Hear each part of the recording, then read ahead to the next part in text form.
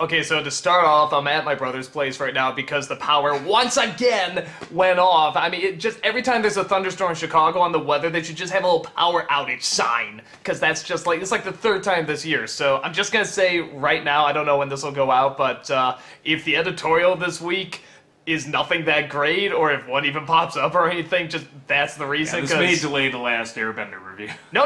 Last Airbender's going out. That had to be another power outage for that.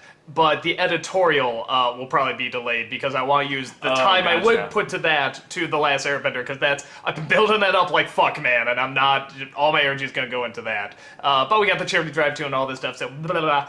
Whatever, that's why I'm here, and that's why if the editorial's already gone out, that's why it was probably so lame, or rushed, or whatever. But with that said, okay, we got Korra here, and obviously Rob is on this one. This is the final 3. This is at my place. Yeah, I mean, that sort of goes without saying, but this is the final 3. It's the turn of the tides, and holy shit, it's like, where were you episode?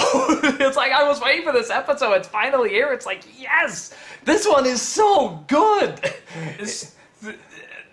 What were you saying? Oh, this is like the Dark Knight, what the Dark Knight Rises should have been. Yeah, yeah, no, it's like... Same. This feels like a Christopher Nolan movie, this episode in particular. Like, it reminds me of that scene where the Joker was taking out everybody in the middle of the movie, and like, you know, they get all the councilmen in this episode. Yeah, I want the councilwoman to open up an envelope that says up, and then like she explodes or something. I know we were talking about that. No, yeah, I love this episode, but I generally... Yeah, well, I'm not going to go into the whole show yet, but... Oh, yeah, I mean, he's seen it, he knows what happens, but so. Yeah, no, when he comes down, it just says, citizens of Republic City, you know, but, again, wouldn't it suck if he was like, I will get revenge for the cabbage salesman? No, that'd be stupid, you see, Amon is doing his own thing, that's why Dark Knight Rises sucked, but, okay, this isn't Dark Knight Rises, this is what it should have been, and, yeah, man, just all this shit goes down, and here's what I've realized now, because I think I sort of bitched and moaned a little bit about sort of what the problem was with some of the characters, and I realized specifically, I was just telling him this, anything connected to Tensin's circle, his family, Lin, even Korra, is good.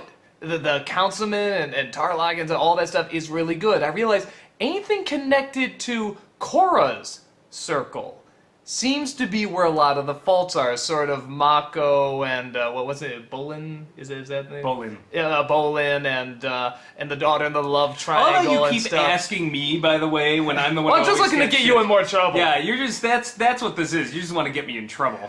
I just for anyone wondering, by the way, Sokka and Katara. I can't believe they fall for this.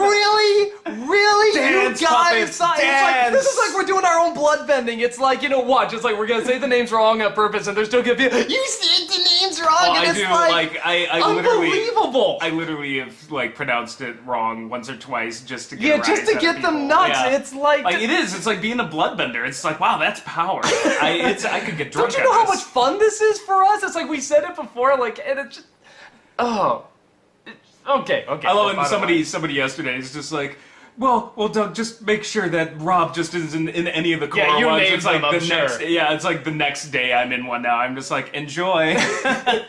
So no, that's that was that was really something special. That's something only the stupidity of certain online viewers can give you. So just thank you for that. That kind of made our week. I just want to know, still, for the record to this very day, that I am not the problem with Suki, though. I told you to pronounce that one right. No. That was actually another online viewer was like, it's Suki. But okay, we're getting really off topic. We're not even on the same show right now. We're talking about Korra. So yeah, because for me, what I found is that with that team, and again, they're not god awful or anything. They're just sort of very formulaic, and we've seen it, and even kind of bland, but especially with the love triangle, because I always see, like, every single time I'm really getting into it, it's like, so, do you have feelings for Korra? And it's just like, oh, shut up, the city's blowing up, can we go back to that? And it just, it drives me nuts, and it could be worse, but it still drives me nuts. It could be way worse. I thought, for the most part, it was pretty unintrusive. I'm like, you know, when it's all said and done, like, maybe it's because I've sat through a lot more bad anime than you have, but I'm like, for a love triangle, because I thought the same thing. Initially, I was like, iceberg right ahead, turn around, this is gonna suck. And I'm like, when it's all said and done, like, what are we on? 10 now? Episode 10? 9? Yeah. It's not that intrusive. I'm like, it is to me. If it focused so much on it, I'd probably be more annoyed, but it... You see, if they stopped at that one episode where it began, and it's like, okay, we picked our mates and everything, and let's yes. go here. It's like, I would have been okay. I was like, well, that was a little annoying, but whatever. But they're still keeping it going, and it's not needed. Yeah, but the other thing is, again, sitting through love triangles that have been really, really, really god-awful, the characters are not at least a complete waste. No, like, but they're kind of, they're semi-bland, too. Yes, Mako's a little is, bland. The daughter could be interesting if they gave her more, but she's sort of rushed. Yeah, but here's the thing, they're not bad, though. No, I mean, they're they not don't bad. annoy me. Yeah, they're not obnoxious, but I at the think same they're time... perfectly reasonable characters. But aren't you constantly saying, God, what's going on with Tenzin? What's going on with Lin? What's going on with... Hell, the kids! Tenzin kids! Who really kick ass in this episode, by the way. I could use more with Tenzin. Yes, but... okay, the fart... Okay, hold on. The fart bending is really god stupid, but you know what? I'll take that over the fucking love triangle any day. I'd watch, like... a whole half hour of fart bending over any of that love triangle. Send all your trollish comments, care of that guy with glasses.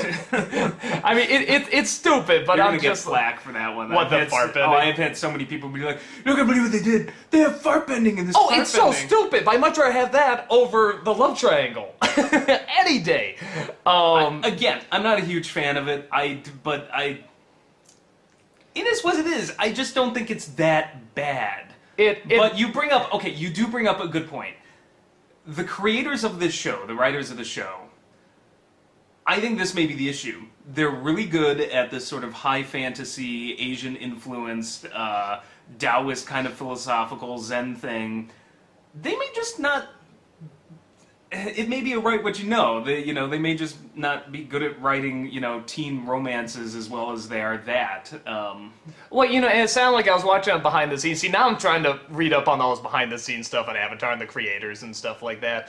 And it seemed like they were saying, look, we love, like you said, the whole Taoist thing, the Zen thing, and Asian philosophy, but we also do sort of like just typical American young bullshit. They say, we like this stuff too, and we like to incorporate it, and a lot of times it's worked in very well. Here it just seems like, especially for something that's supposed to be more adult, it just seems like this big step backwards. I will say this, though. I think Korra. Yeah, now they're gonna say you. That was a slip of the tongue. I believe Korra is a pretty adult. I think she's mostly a pretty adult character. I mean, she has mistakes. She they're showing what she's going through. They're showing that age pretty well. She's a teenager, so they're showing they the got age. that. I think, though, these guys are really, really good at writing adult characters, and the kids in the Avatar: The Last Airbender had sort of an adult side to them. Like, they treated the characters very seriously. They went through their own story arcs. They had to learn things, and I think we see that here. It's like Tenzin, Lin Beifong. Like, those are the two most adult characters in this show for me. Like, Lin Beifong and Tenzin in particular. We were talking about this, how they have the most adult relationship, Yeah, they used to go and they out, had a there's love triangle. Baggage. Yeah, they had a love triangle. And that worked so much better. There. You get this idea of the history, and what an interesting character, too, because I was thinking, I've been talking online about strong female characters. Here's one I don't see a lot. The strong, middle-aged woman. I was going to say, you do not see it, maybe even older. And she totally kicks ass, and again, doesn't register are at all. old. Yeah. Like, they're late middle age, they look like. She's getting gray hair, he's bald, and, they... Well, to be fair, I think he shaved it, but yes. I mean, he's definitely old, so...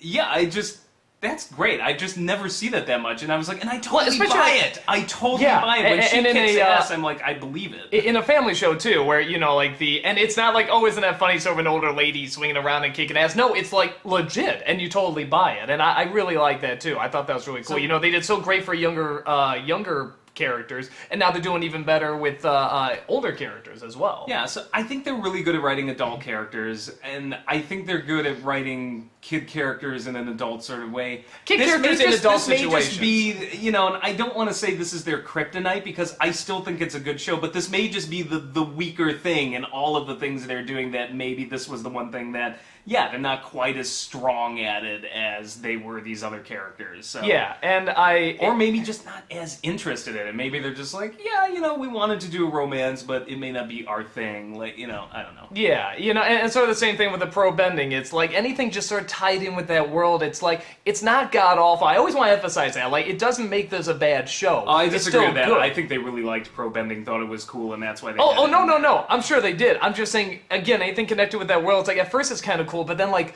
3 or 4 episodes, it's like, God, come on, get to the stuff we had in this episode. I couldn't get enough of the pro-bending. Oh, God, change the set, do something different. I was just so sick of looking at those same colors, and it's like, because at first it's awesome, but like 4 episodes in, come on, give me something else.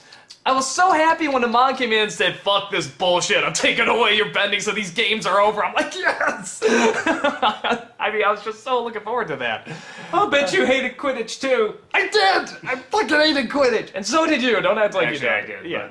That's different, that was 7 movies. At least this is 12 episodes. Yeah, but this is 4 episodes out of the 12, that's practically 7 movies.